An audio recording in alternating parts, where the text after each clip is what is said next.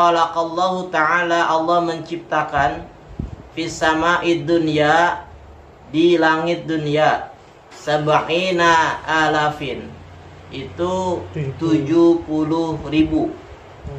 ya, malakin, malaikat, 70.000 malaikat di langit dunia.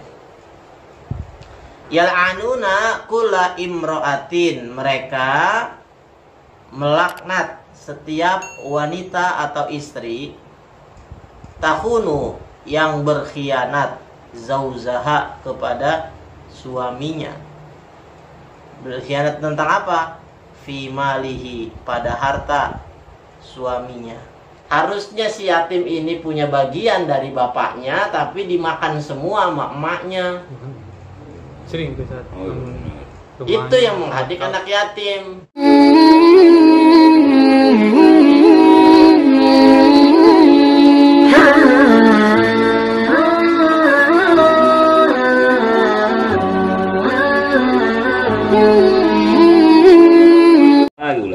Ayo. Bismillahirrahmanirrahim. Bismillahirrahmanirrahim. Qala, berkata Salman Al-Farisi radhiyallahu ta'ala anhu. Semoga Allah meridhoinya.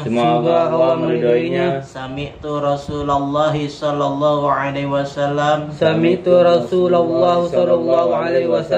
Aku pernah mendengar Rasulullah sallallahu alaihi wasallam. Rasulullah sallallahu alaihi wasallam yaqulu, bersabda, mana zorat, apa yang terlihat, imro'atun, oleh seorang istri, ila ghairi zauziha, kepada selain suaminya, bisyahwatin, dengan syahwat, illa, kecuali samarot, dia dipaku, ainaha, matanya, yaumal qiyamati, pada hari kiamat. Bismillahirrahmanirrahim. Qala Syekhu Mu'allif rahimallahu ta'ala wa adama naf'a bi wa bi barakati ulumihi fid dharaini amina. Qala radhiyallahu anhu. Qala Salman Al-Farisi, berkata Salman Al-Farisi, berarti dari orang Persia yang masuk Islam, ya. Salman Al-Farisi, jadi orang Persia dia. Radhiyallahu ta'ala anhu, semoga Allah meridhoinya. Kalau udah radhiyallahu ta'ala anhu berarti sahabat. Ya, makomnya makom sahabat, menempati makomnya Umar, Utsman, ya kayak gitulah. Tapi ya Umar tetap dia khulafaur rasyidin. Sami'tu Rasulullah sallallahu alaihi wasallam, aku pernah mendengar Rasulullah sallallahu alaihi wasallam yaqulu, beliau bersabda, mana zorot, apa yang terlihat atau apa yang dilihat, imro'atun, oleh seorang wanita atau istri, ila ghairi zauziha, kepada selain suaminya, bisyahwatin, nah, dengan syahwat. Ngelihat nggak apa-apa, yang nggak boleh ngelihat dengan syahwat, nafsu. Maksudnya si cewek nggak apa-apa selama dia melihat itu biasa, normal. Tapi kalau udah si cewek udah sampai melihat dengan syahwat, sampai melet mungkin dia, sampai kepengen dah. Atau kan kadang kalau cewek pengen mah gimana gitu, ya kan? Tinggal kan pakai rambut gini-gini. Ya kan, makanya banyak gayanya dah. Ada tuh tanda-tandanya cewek kalau lagi salah tingkah tuh kan dia mainin rambut mulu. Salah tingkah tuh, ya biasanya lagi syahwatnya lagi naik dia, lagi demen sama cowok. Ya, nah dengan syahwat, illa, kecuali samarot ainaha, dipaku, ainaha, kedua matanya, yaumal qiyamati, pada hari kiamat nanti. Ya, paku sekalian matanya. Karena seorang istri nggak bisa poliandri. Istri itu nggak bisa punya suami dua. Haram ketika istri udah dimiliki oleh seorang suami, maka dia nggak boleh nikah lagi sama yang lain. Makanya pandangan dia kepada yang lain dengan syahwat, pandangannya aja itu dipaku matanya, apalagi selingkuh gitu. Parah. Ya, dia mandang cowok aja dengan syahwat itu dipaku, jaminan paku sama Rasulullah. Karena itu ucapan Rasulullah, nggak mungkin bohong. Kalau nggak percaya ntar aja lihat. Ya. Waqala Abu Ayyub, berkata Abu Ayyub Al-Ansari, dari bangsa Ansar berarti. Sama radhiyallahu anhu, semoga Allah meridhoinya. Sami'tu Rasulullah sallallahu alaihi wasallam, aku pernah mendengar Rasulullah sallallahu alaihi wasallam yaqulu, beliau bersabda, khalaqallahu ta'ala, Allah menciptakan fis sama'id dunya, di langit dunia, sab'ina alafin, itu 70.000 ya, malaikat 70.000 malaikat di langit dunia. Yal'anuna kulla imra'atin, mereka melaknat setiap wanita atau istri, takhunu, yang berkhianat, zauzaha, kepada suaminya. Berkhianat tentang apa? Fi malihi, pada harta suaminya. Wa kanat yaumal qiyamati, maka keadaan wanita itu pada hari kiamat, ma'a sihrati, dikumpulkan bersama tukang sihir, wal kahinati, dan dukun perempuan. Ya, wa in afanat, sekalipun dia habiskan umruha, umurnya, fi khadamati zauziha, di dalam melayani suaminya. Nggak ada perkara nggak dia itu ngelayani suaminya, nggak ada perkara ngomongin jangan ngelihat jeleknya aja, kebaikannya ada, ya boleh. Tapi kalau perkara berkhianat beda lagi. Ya, kalau perkara berkhianat itu beda lagi gitu. Jadi jangan gini, aneh, yang dikhawatirkan itu kadang-kadang kan ada orang, seorang wanita itu nggak mau menerima hadis ini, tapi kan lihat dulu apanya, dia kan udah baik, udah masakin segala macem, masa iya sih dilaknat gitu. Yang ngomong bukan aneh. Kalau yang ngomong aneh ya boleh, aneh nggak percaya. Cuma aneh kan cuma bacain hadis doang, aneh bacain kitab doang, aneh menyampaikan apa yang disampaikan Rasulullah. Kalau ente nggak percaya sama Rasulullah, gimana hukumnya coba? Hah? Murtad. Ya, kan kemarin udah, iman itu di mana tuh? Kita apa sih kemarin tuh? Iman itu adalah sesuatu yang datang dari Rasulullah, harus dipercayai semuanya. Ya, itu namanya beriman. Kalau ente ada satu yang nggak dipercayai, yang pernah dibawa sama Rasulullah, kafir. Ya, karena memang kewajiban kita masuk Islam aja kan syahadat dulu, bersaksi tiada Tuhan selain Allah, Muhammad utusan Allah. Nah, persaksian Muhammad utusan Allah juga bukan cuma nyaksiin bahwa oh iya gue percaya Nabi Muhammad Nabi Allah, bukan gitu doang, tapi mempercayai seluruh ajaran-ajarannya. Itu yang kategori bersahadat kepada Rasulullah, mempercayai segala ajaran yang pernah dibawa dan diajarkan oleh Rasulullah. Karena semua itu adalah dari Allah, namanya juga utusan Allah, menyampaikan risalah dari Allah kepada kita. Sebenarnya perkaranya dari Allah juga. Artinya kalau kita nggak mempercayai Rasulullah, sama seperti nggak mempercayai Allah, gitu.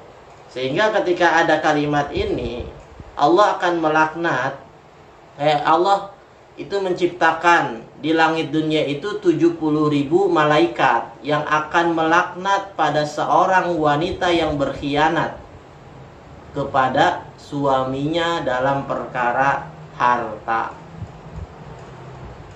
Ya. Makanya dalam rumah tangga wajib transparan. Transparan maksudnya gimana? Gini. Seorang suami itu harus ngasih izin. Ya, ngasih izin. Misalnya si suami ngasih duit 2 juta. 2 juta buat apa nih? Ya udah, ini buat beli kebutuhan. Ya, makanan aja gitu, buat makan, buat beli ini. Jadi nggak usah izin lagi. Gitu. Jangan nggak jelas ngasih aja gitu duit. Buat apaan? Salah. Ya. Soalnya gini, mohon maaf nih. Ketika suami itu ngasih duit belanja kebutuhan pokok, itu misalnya 2 juta sebulan buat belanja ya. Iya. Kemudian si istri beli baju dari duit belanja itu tanpa izin suami. Menurut akal normal ente nih, menurut ente dia itu kategori berkhianat atau enggak? Berkhianat. Karena dia nggak izin. Karena kan duit 2 juta itu buat kebutuhan pokok, bukan buat beli baju. Kalau mau beli baju dari duit itu wajib izin gitu. Bukannya nggak boleh. Ribet amat izin mulu ya, daripada lu dilaknat. Atau izinin duit ini pakai dulu ya, pakai beli baju gitu ya. Iya, cuman ngomong gitu doang. Masa iya sih suami kagak ngasih? Udah dapat 2 juta misalnya ada lebihnya. Gitu. Aneh aja kadang-kadang kan kalau ngasih sama istri kadang-kadang ada lebihnya.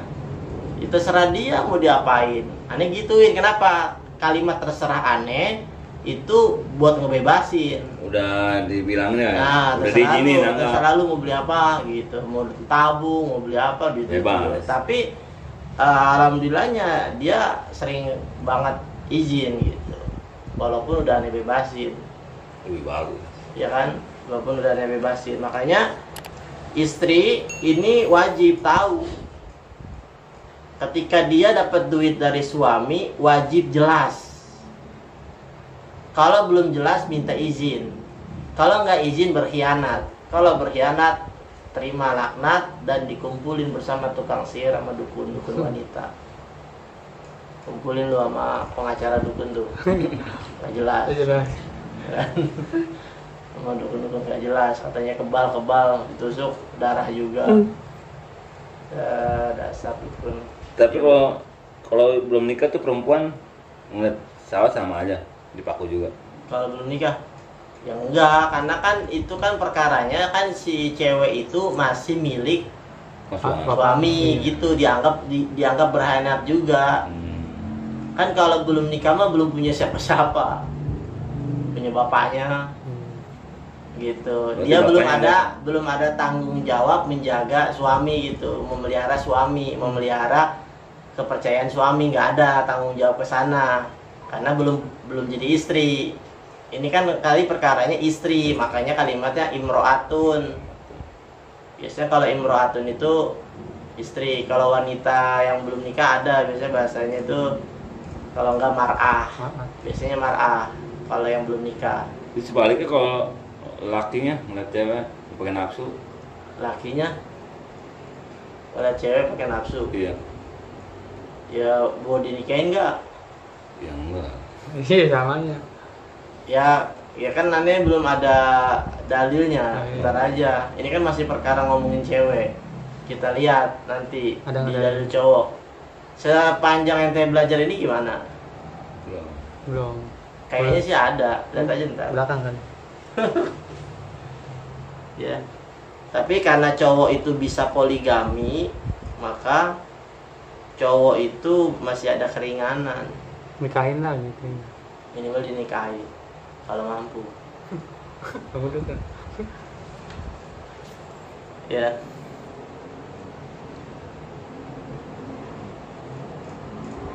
Jadi seandainya si cowok itu ngelihat bini orang pakai nafsu juga Iya. kan udah dosa. Iya. Ada nanti di hadisnya juga. Ntar ada ya. Ini kan perkara masih urusan cewek nih. Kalau Istri urusan ya. cowok ada di Para bab istri lain. nih. Ya. Kalau dia mungkin ngelihat sama cewek yang itu nggak masalah, cuman tetap kena dosa juga, dosa pandangan gitu. Karena biduan gitu ya. Cuman nggak seperti dosanya si istri Istri ke suami. melihat cowok lain atau si cowok melihat istri orang gitu. Ya.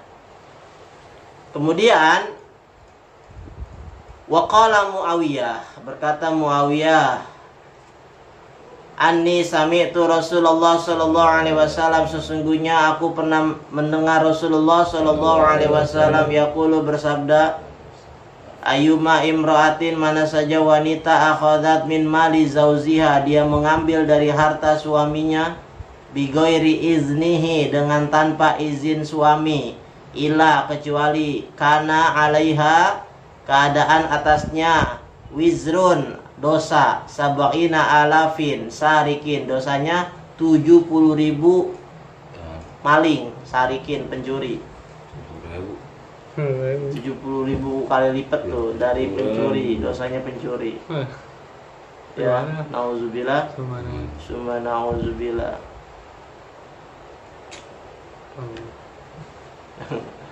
Ya kan kalau maling ini lebih patahnya lebih dahsyat dari maling. Ini juga anggap aja kalau misalnya suaminya meninggal itu kan hartanya banyak, terus poya-poya sama kayak gini gak jatuhnya?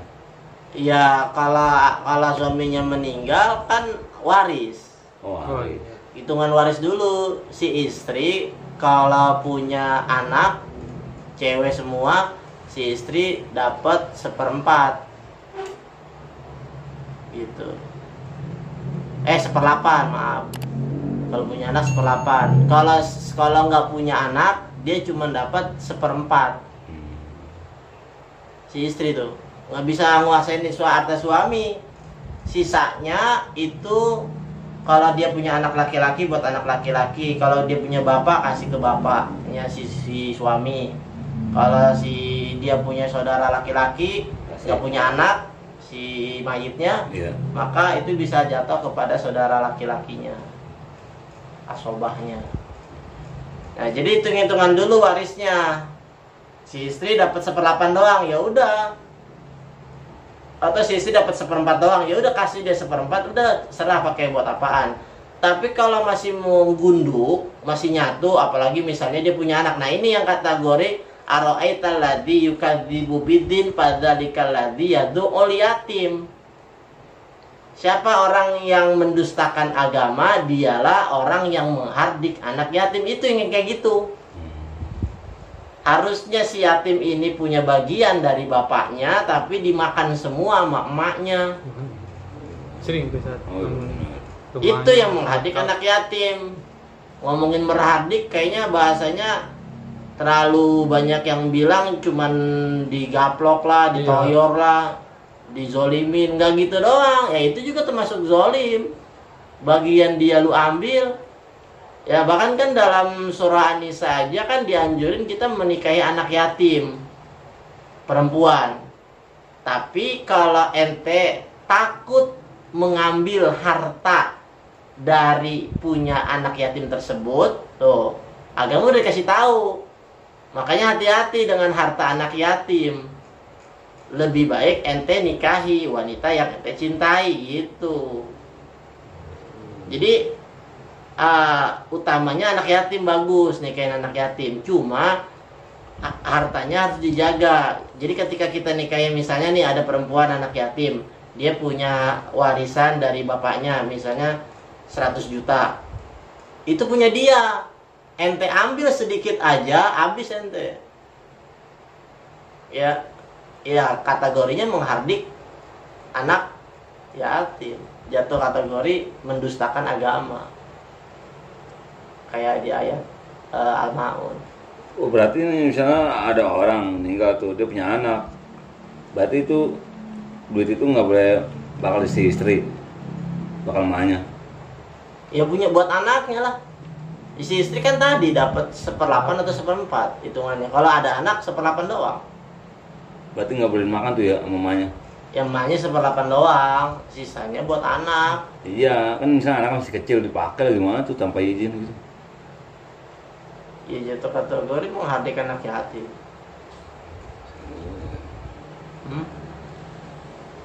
Ya mau suka nggak suka, emang hukumnya begitu.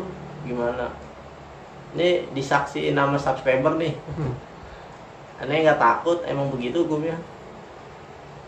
Kalau saya anak yatim nih, saya tidak dapat banyak. Terus mamanya ditaruh, tapi dipakai mamanya itu nggak boleh juga. Dipakai itu untuk kebutuhan anaknya, Iya, kebutuhan dia juga. kebutuhan hidup, itu nggak masalah.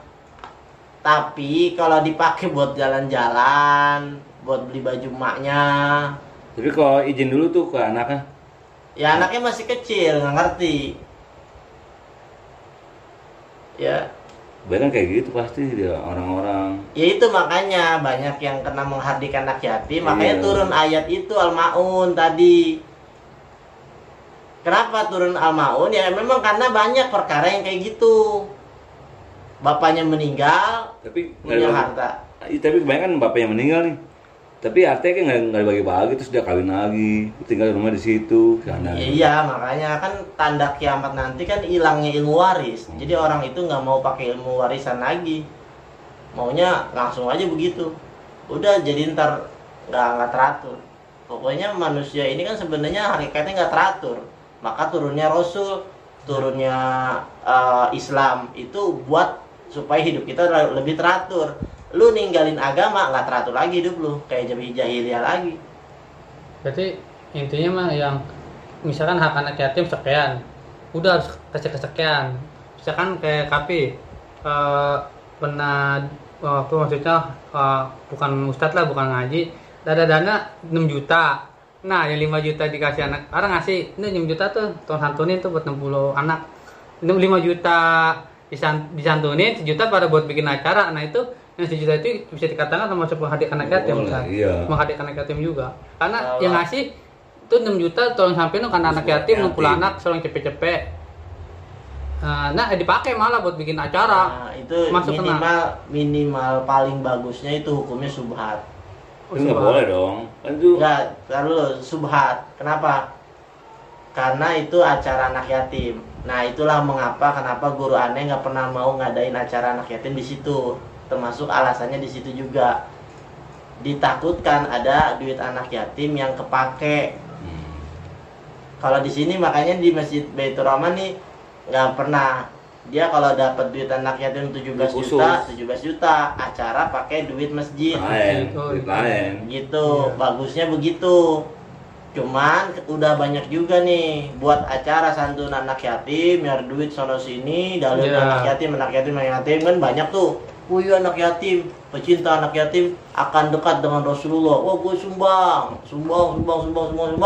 Dapat 20 juta, acara cuma 5 juta. Iya, sering kan. Tapi sempat ketinggalin tuh. Dapat Ketahuan. 10 juta, dapat 20 juta, acara 10 juta, 10 jutanya kemana? Tahu, hilang kemana? Ntar tiap tahun, wah santunin anak yatim ya, katanya.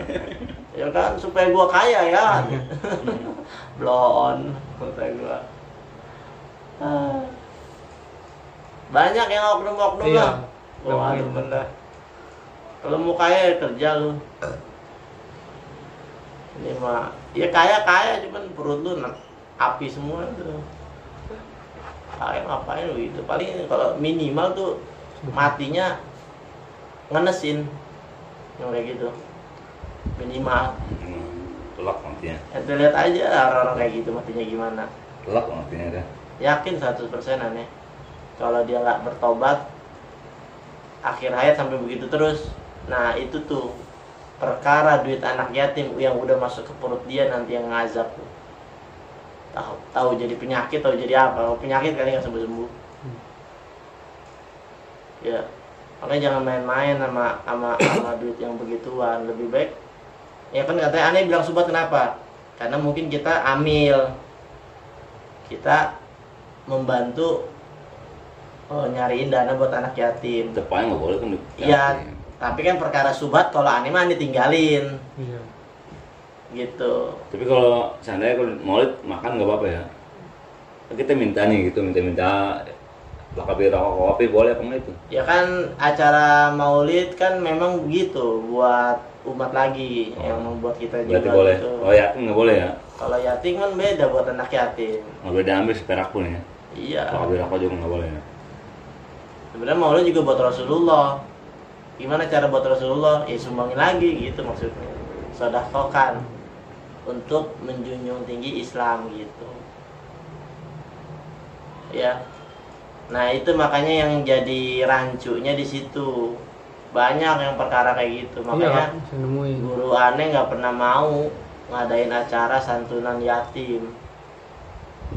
Ya, terlebih lagi anak yatim dinaikin ke panggung. Bukannya memuliakan malah dipermalukan. Rendahkan. Kayak gitu. Ya anak kecil mah nggak ngerti. Itu udah berduit aja. Duit. Coba kalau dia umur udah gedean kelas 5 kelas 6 SD, udah mulai malu tuh. Kelas 6 SD aja udah mulai malu. Nontonin orang banyak. Sampai dulu malu Iya, udah SMP. nontonin orang banyak. Ente-nya dengan bangga nih. Siapa dulu yang buat acara begini? Kalau nggak gua mah nggak bakal bisa nih. Sombong amat. Padahal meneraka mulu. Orang PA. Ya, jadi bukan nggak kayak gitu ya cara ini anak yatim. Kok jadi anak yatim sih? Apalagi tadi nih? Nanti gimana nih kan bini? Iya. Tambah-tambahan. Ya, wa in hadara azauzu, dan jikalau hadir azauju suami, amsakat lisanuha anhu, dia diam atau dia menahan lisannya dari suami atau karena suami. Oh, ini masih ngomongin tentang istri yang soleha, nyambung ya, karena kan tanda kurungnya nyambung ke yang atas tuh ya, hafizat nafsaha wa malahu, dia menjaga dirinya dan menjaga harta suaminya. Istri yang soleha itu katanya wa in hadara, kalau suaminya itu hadir, amsakat lisanuha anhu, dia menjaga lisannya.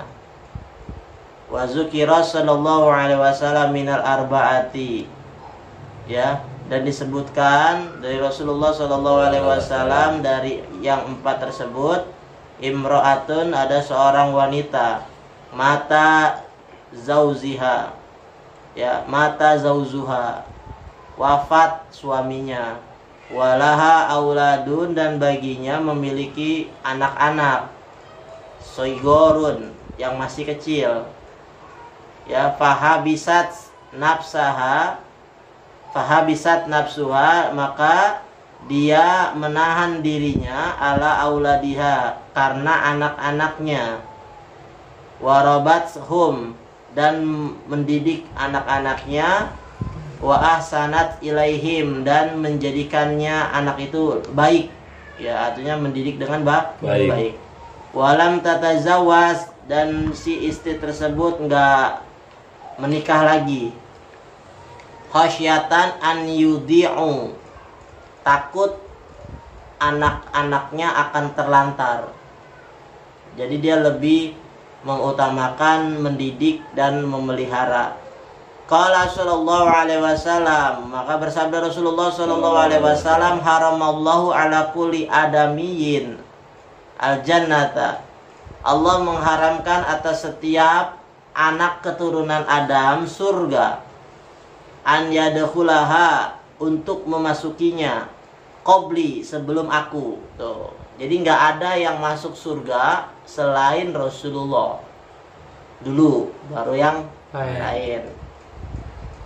Ghaira anni, selain aku, anzuru an yamini, aku melihat dari sisi kananku, fa idza imra'atun tubadiruni, maka seorang wanita melewatiku, ila babil jannati, menuju pintu surga, fa aqulu, maka aku berkata, ma li hadza, siapa ini? Tubadiruni, katanya, ngelewatin gitu aja, ya. Fayuqalu, maka dikatakan li, kepada Rasulullah Shallallahu Alaihi Wasallam, ya Muhammad, wahai Muhammad, hadhihi imro'atun, ini adalah seorang wanita, kanat hasanau jamilatin, keadaannya ini bagus perangainya, wakana ingdaha yatama, dan di sisinya itu punya anak yatim, laha baginya, fasobarat alaihinna, kemudian dia sabar karena mengurusi anak yatim, hatta balago, sampai anak tersebut balik, amarohunna, perkaranya, alladzi balago, yang mana dia balik, dia sampai, fasyakarallahu lihada, fasyakarallahu laha, maka Allah fasyakarallahu laha, maka Allah memberikan balasan kepadanya, zalika, yang demikian itu. Jadi balasan wanita yang mau menahan diri karena sibuk ngurusin anak yatim, takut terlantar anak yatim kalau dia itu nikah lagi, itu Rasulullah aja bisa dilewatin. Jadi ketika Rasulullah mau masuk surga, itu langsung buru-buru ada seorang wanita janda yang kayak gitu, seret. Sampai Rasulullah kaget, siapa tuh yang ngeliatin itu? Karena menurut perkara anak keturunan Adam haram untuk masuk surga sebelum Rasulullah. Tapi ada seorang wanita yang melewati Rasulullah, yaitu seorang wanita yang dia sibuk memelihara, mendidik, menjaga anak-anak yatim, anak-anak dia juga, dan dia nggak nikah lagi karena takut anaknya telantar. Nah, itulah wanita yang mulia yang dikasih sama Allah balasan seperti itu karena udah seperti itu. Ya. Wallahu a'lam bishawab.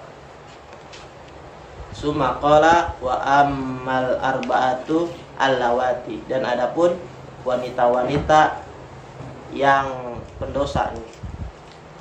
Wanita-wanita yang di neraka yang di depan.